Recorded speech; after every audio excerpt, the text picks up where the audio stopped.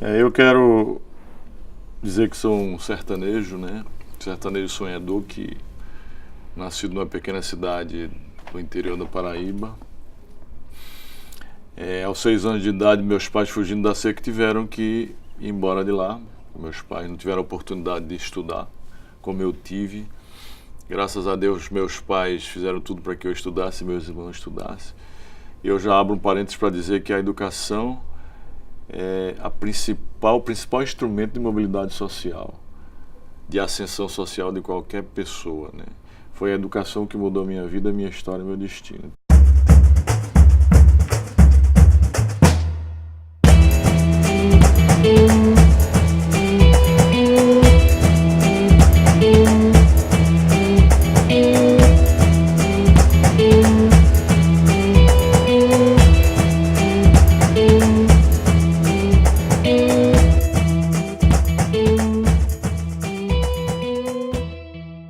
Para dar início à série de entrevistas do canal Sonho Nordestino, a gente vai convidar Janguier Diniz para contar um pouco da sua trajetória, como foi que começou e construiu um dos maiores grupos de educação do Brasil. Então a educação mudou a minha vida, a resiliência fez com que eu superasse diversas adversidades em minha vida, o trabalho fez com que eu construísse muita coisa, o empreendedorismo fez com que eu realizasse muitos sonhos, e um dos maiores sonhos foi exatamente construir o Grupo C Educacional, que hoje é um dos maiores grupos educacionais do Brasil. E falando em empreendedorismo, aos 8 anos de idade eu montei meu primeiro empreendimento, que foi uma caixa de engraxate. E eu conto isso nesse livro aqui, que é a minha autobiografia, Transformando Sonhos em Realidade, a trajetória do ex-engraxate que chegou à lista da Forbes, que eu quero presenteá-lo. Muito obrigado. Então, aos 8 anos de idade, eu era engraxate na cidade de Naviraí do Mato Grosso, porque meu pai trabalhava em fazenda, ganhava um salário mínimo, não podia me dar dinheiro para ir ao cinema, ao matinê. E eu comecei a ganhar dinheiro já aos 8 anos, levava dinheiro para casa e ia aos matinês todo sábado. Aos 9 eu resolvi mudar de empreendimento. Eu via os garotos vendendo laranjas, mexericas, lá na cidade de Naviraí, no Mato Grosso, ganhando mais dinheiro que eu. Então eu resolvi vender a caixa e comecei a vender laranjas, de casa em casa. Só que eu, na época, não sabia que as laranjas, as pocãs, as mexericas na época, a safra era sazonal, não dava o ano inteiro. E aí acabou a safra, eu tive que mudar de negócio, aí montei o meu terceiro empreendimento, que foi uma caixa, que foi vender picolé de casa em casa, uma caixinha de picolé pendurada aqui. Então, dos 8 aos 10 anos de idade, eu trabalhei como engraxate, vendedor de laranja, vendedor de picolé. Quando eu fiz 10 anos de idade, meu pai resolveu se mudar de Naviraí para Pimenta Bueno, em Rondônia. Vendeu tudo que tinha, botou numa Kombi velha que ele tinha lá e eu me lembro até hoje, a Kombi cheia de panela, eu e meus 3 irmãos. E aí a gente se mudou para Pimenta Bueno, uma cidade muito pequena também. Morei lá dos 10 aos 14 anos e dos 10 aos 14 anos eu trabalhei como garçom, trabalhei como vendedor de lojas, vendedor de roupas em lojas. Trabalhei como locutor infantil numa rádio. O programa Ouvinte é Quem Manda, eu me lembro até hoje que eu dizia: ligue para cá, peça sua música, ofereça sua amada. E algo que eu gosto muito de dizer para os jovens é que, repito, que a educação muda a vida de todo mundo. Eu fiz aquele curso de datilografia que não é da sua época, mas as pessoas mais velhas sabem, aquele curso ASDFG de datilografia, que você aprende a datilografar rápido, sem olhar. ASDFG, e aí vai. E eu tinha feito aquele curso, datilografava muito rápido, e aí fui contratado, mesmo antes de completar 15 anos lá em Pimenta Bueno, como office boy num escritório de contabilidade. E eu digo que esse curso ASDFG mudou minha vida porque quando eu terminei o primeiro grau, que é o ensino fundamental em Pimenta Bueno, lá não tinha segundo grau, que era o ensino médio. E aí ou eu parava de estudar, ou eu ia ter que morar em Porto Velho, que tinha, ou Cuiabá, mas meus pais não podiam me sustentar. Foi aí que eu disse a eles que iria embora para o Nordeste, porque eu tinha parentes lá no Nordeste, aqui em Recife. Eu tinha um tio que era advogado, e aí eu falei para ele: eu vou para o Nordeste porque eu quero ver se meus parentes me ajudam a estudar. Que ano chegasse aqui em Recife? Eu cheguei aqui em Recife em 81. Ia fazer 16 anos de idade. E aí procurei um tio meu que era advogado, que ele nem me conhecia, e ele perguntou se eu sabia fazer alguma coisa, só que eu sabia datilografar rápido, porque na época não tinha computador. Foi aí que ele rascunhou uma petição, e aí me deu para ver se eu sabia bater, enquanto aquelas secretárias batiam naquelas máquinas, Olivetti e Hamilton, dedógrafo, eu não, bem rápido. Aí ele, poxa, onde é que você aprendeu a datilografar tão rápido? Eu contei a história. Foi o estágio de emprego esse, não foi? E aí eu consegui meu primeiro emprego com ele. E ele falou, então procura uma escola pública aí, vai morar ali num quarto, ali numa gráfica que eu tenho e tal. E aí eu comecei a trabalhar com ele. Graças a esse curso ele me deu emprego, ou seja, graças à educação, né? Ele me deu emprego e aí começou a minha vida. Eu queria ser médico, mas com pouco tempo eu gostei de trabalhar no escritório de advocacia. Aí, como me apaixonei pelo direito, eu resolvi fazer direito. E aí trabalhava de dia, estudava à noite, final de semana estudando, porque na época aqui só tinha faculdade de direito a federal, a católica e a de Olinda, e a Pinto Ferreira em Caruaru, aqui em Recife, Caruaru. E eu não podia pagar, eu tinha que passar na federal. Foi aí que eu estudava sábado, domingo e feriados, e estudava à noite, dia trabalhava com ele, e graças a Deus consegui passar entre os primeiros colocados na faculdade de Direito Recife. Onde é que tu procurava conteúdo para estudar? Quando eu não estava trabalhando, eu estava nas bibliotecas estudando, bibliotecas públicas. A biblioteca aqui da 3 de Maio de Recife eu estudava muito. Não tem desculpa, né? Na biblioteca da Universidade Federal. As bibliotecas públicas, ninguém tem desculpa para dizer, não tenho um livro para estudar. Ora, as bibliotecas públicas você pode ir lá e estudar a qualquer hora. E aí comecei a minha vida, me formei em Direito. Antes de formar em Direito, eu montei meu primeiro empreendimento formal, que foi uma empresa de cobrança. Cheguei a ter várias pessoas, vários advogados trabalhando para mim. E aí o negócio começou bem, mas depois começou a dar errado, eu resolvi fazer concurso. Mas até para fazer concursos públicos você tem que ser empreendedor, né? E tem que ser disciplinado, tem que ser focado. E aí eu tracei uma meta de estudar 6 horas por dia durante 3 anos. E estava sábado, domingo e feriado. Aí você pode indagar. E trabalhava, porque eu tinha que trabalhar para sobreviver. Eu já era casado, já tinha um filho de 1 ano.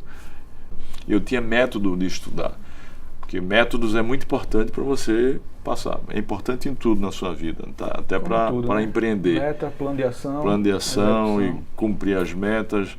E aí consegui passar em 92 para o concurso para magistratura trabalhista, para juiz de trabalho. Assumi, só que eu passei 1 ano e pouco aqui como juiz no Tribunal do Trabalho, mas quando o titular da vara voltasse, eu ia ter que morar no interior, porque eu era substituto. Eu estava como titular no exercício da titularidade, mas eu ia morar no interior porque você tem que começar pelo interior. Mas eu não queria, porque eu queria criar uma faculdade, eu queria criar um cursinho, eu queria ser professor da Universidade Federal. Esse sonho de criar um grupo já existia? Já existia. E aí eu resolvi pedir a exoneração do cargo de magistrado federal. Meus colegas achavam que eu era doido. Pô, você é louco. Mas eu também não sou bobo, né? Eu fiz o concurso antes para procurador do Ministério Público da União, passei entre os primeiros colocados e aí falei, agora eu vou pedir a exoneração, porque como procurador eu não tinha que ir para o interior, não tinha que morar no interior, podia ficar aqui na capital e podia realizar os meus sonhos, que era criar o meu cursinho para concurso. E aí eu criei o Birô Jurídico em 96, eu criei o Birô Jurídico. Antes comecei em 94, mas era informal, só eu ensinando. Depois, em 96, eu criei a empresa. E aí eu fiz concurso para a Universidade Federal, aí eu fiz o concurso para o mestrado, para o doutorado. E aí, morando na capital, comecei a escrever meus livros. O meu primeiro livro foi Sistema Recursal Trabalhista. Eu escrevi em 94, o primeiro livro que hoje está na 7ª edição, que é o Sistema Recursal Trabalhista. E aí eu tive a oportunidade, morando na capital, ensinando na Universidade Federal de Pernambuco, eu tive a oportunidade de montar o meu empreendimento, que foi o Birô Jurídico, que depois o embrião da Faculdade Maurício Nassau, que foi criada em agosto de 2003, alunos. Mas de um curso de preparatório bem sucedido a um dos maiores grupos de educação do Brasil hoje, o que você acha que foi o que justificou esse tamanho crescimento? Foi em primeiro lugar, sempre esse sonho dentro de você? Não, eu acho que se você observar as características dos empreendedores, são inúmeras, né? Dos empreendimentos. Primeiro é o sonho, né? O sonho é o principal e o mais importante. Eu escrevi um livro que está para sair agora, depois eu vou lhe mandar, chamada Arte de Empreender, onde eu trato do sonho de empreender. O sonho é o principal passo, mas é apenas o mapa, é apenas o primeiro passo. Tem inúmeros outros passos, né? Não basta sonhar sem agir, sem ação. Então eu tive esse sonho, mas aí eu lutei muito e já tinha um birô jurídico, já era um sucesso. Resolvi criar a faculdade, eu saí investigando como criar os projetos, contratei uma consultoria, fui em Brasília muitas vezes, comprei o prédio fiado, né? Comprei o prédio, não tinha dinheiro para comprar o prédio, mas me deram um voto de confiança a mim, venderam o prédio, porque antes você tem que montar a estrutura, tem que montar a biblioteca, contratar corpo docente, laboratório, aí vem a comissão do MEC. Não é fácil montar. E eu tive a ousadia, a coragem, a determinação e montei. Aí deu certo e na época o Brasil estava em um crescimento muito grande. E o Nordeste era chamado a China brasileira. Teve aquela época do crescimento econômico brasileiro. Então eu tive a oportunidade de além do sonho, além de ter criado no momento oportuno, o momento econômico era muito bom. Então a cada ano eu dobrava de tamanho. Orgânico ou foi através de aquisições? Foi orgânico e por aquisições, né? Eu criei, a gente tem umas 60 e tantas unidades hoje no Brasil. Eu criei umas 40 e nós compramos umas 20 e poucas unidades.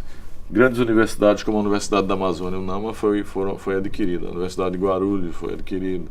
Só que as outras, Caruaru, Fortaleza, São Luís, foram todas, Manaus, Belém, foram criadas organicamente.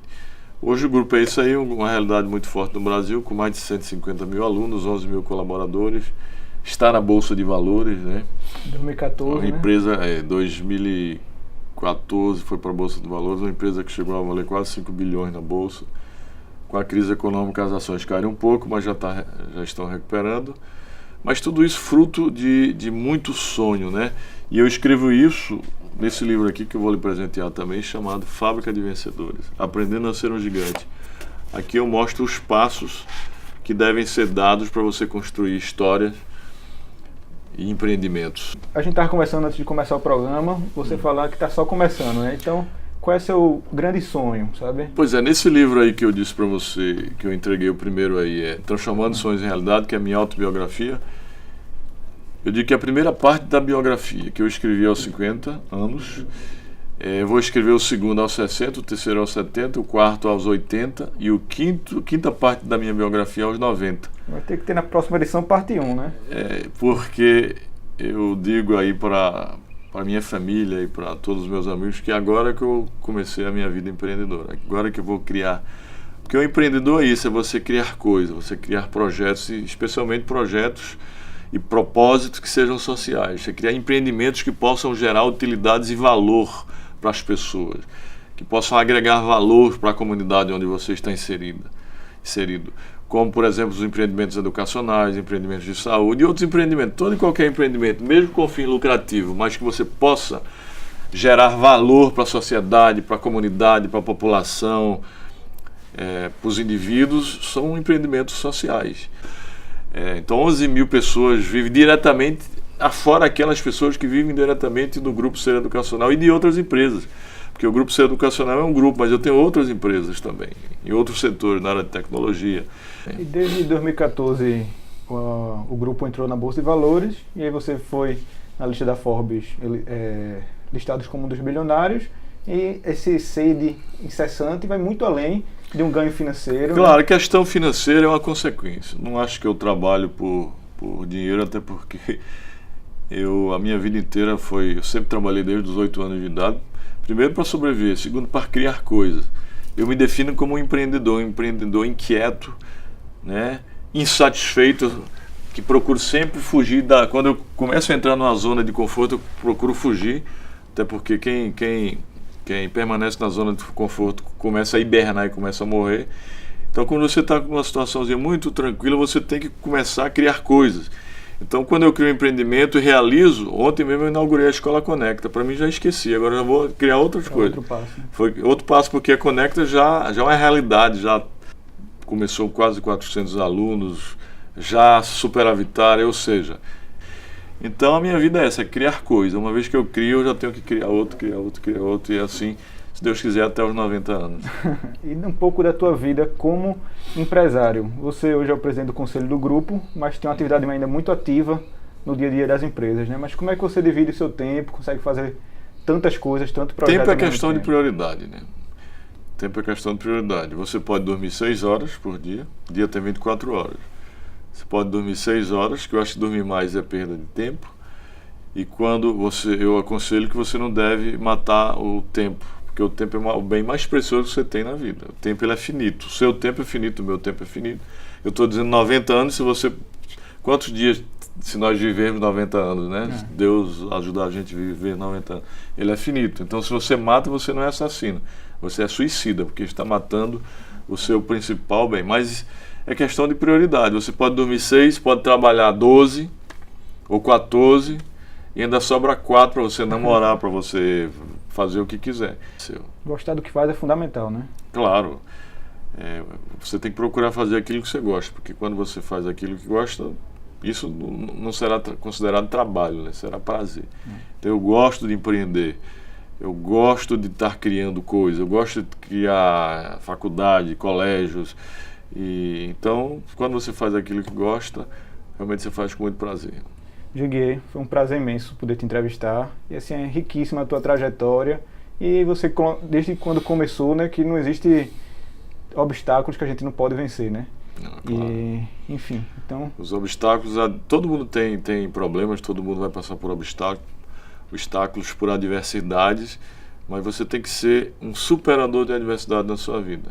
Você tem que ser igual à água, né? Quando a água contra um obstáculo, ela desvia, mas ela passa. Então você tem que pegar a água como exemplo, que ela vem descendo, ela passa de qualquer jeito. Ou ela quebra a adversidade, ou ela desvia quando ela não pode com a adversidade. Quando você não puder com a adversidade que surge na sua vida, você procura desviar dela e achar a melhor forma, sempre com foco na solução para as adversidades, não com foco na adversidade ou no problema. O foco tem que ser na solução. Quando você pensa na solução, você consegue resolver com muita mais propriedade, com muita mais rapidez. Foi um prazer, desejo sucesso aí para você e para todos os empreendedores aí que querem ajudar esse Brasil a se desenvolver. Até porque o que ajuda a nação a se desenvolver, a criar riqueza, é o empreendedorismo.